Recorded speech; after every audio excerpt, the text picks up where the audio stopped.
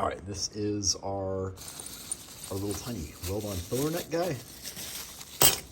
And yeah, basically these guys, you just blow a hole through whatever it is you want to put it on, and then you just weld it from the inside. So it gets real hard to weld these guys if you try to run it around the base, mostly because of this guy.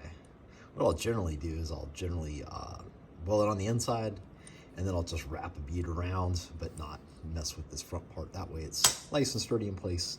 But yeah, there's the size of these guys. They're, it looks like about almost 2 inches wide. They're not really big at all. The whole point of these guys are small, and it comes with a little tiny cap. It's set to release at 13 PSI.